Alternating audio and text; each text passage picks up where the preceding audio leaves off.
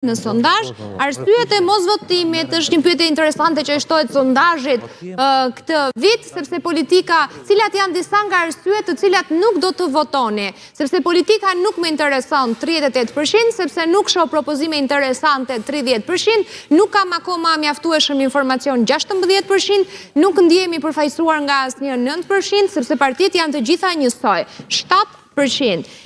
Valteri, cilën nga këto alternativa do të donit të përmirësonit? Për gjithë ata cilët janë pavendosur, elektorat gri, ose që nuk duan fare të votojnë, por deri në 11 maj keni kohë të votoni. Doja të ndryshoja sepse politika nuk më intereson.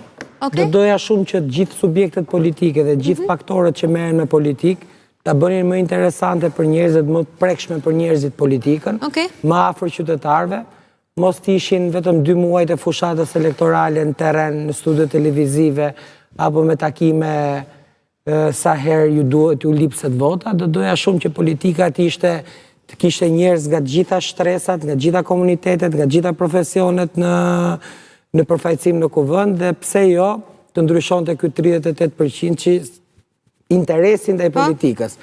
Kurse pyetja në zhargon, sepse partitë janë të gjitha njësoj, 7% e mendoj. Ka dalë me 7%, është një gjë që e hasim shpesh, ose të gjithë janë njësoj.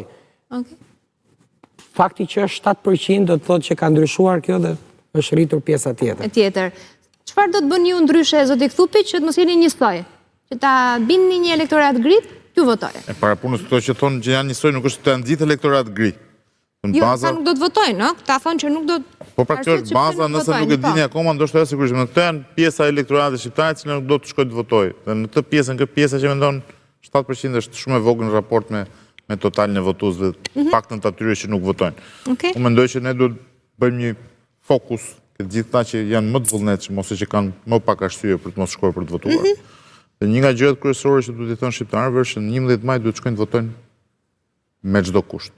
E rëndësishme është të shkojnë të votojnë.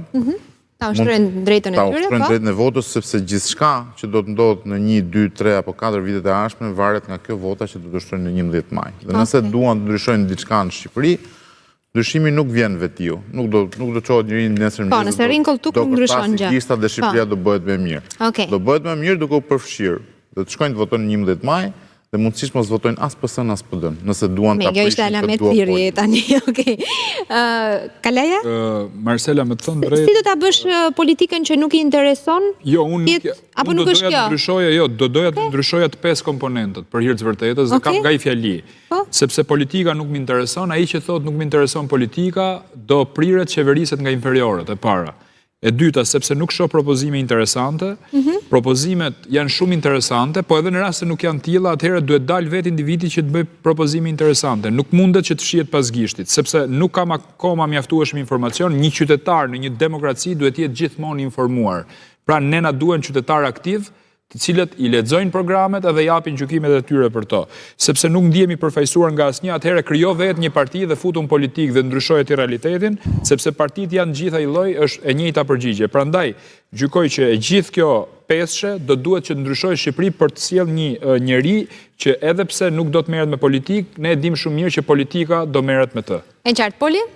Atëre, pika e parë, sepse politika nuk më intereson, nuk ndihemi përfaqësuar, pika e parafundit dhe fundit janë të gjithë njësoj, janë bashkë për mua në thelb, dhe për t'i vënë pikën tregon neveri nga kjo lloj politike 34 vjeçare, duke filluar që nga performanca ka ndikim të madh edhe besoj që po del hapur, po ju hiqen dhe maska se çfarë kanë bërë, çfarë pasurish kanë, si kanë vjedhur e tjerë, si kanë mashtruar, se kanë 34 vjetë të njëjtat fytyra që na thonë të njëjtat gjëra një muaj para zgjedhjeve, pastaj zhduken 4 vjetë, bëjnë punët e tyre, dhe ka një zhgënjim të madh. Shumica e popullit janë, do të thosha, edhe të neveritur. E qartë. Prençi? Cilën do ta ndryshoje që elektorati ngrit i kthejë një mendje për të votuar? Ndjek e qardhje për nivelin e lartë të qytetarëve që nuk ju intereson politika. Në fakt, politika është ajo që udhëheq në çdo vend të botës zhvillimin e një kombi, dhe hartimi i politikave për ta zhvilluar dhe drejtuar drejt një standardi sa më të mirë.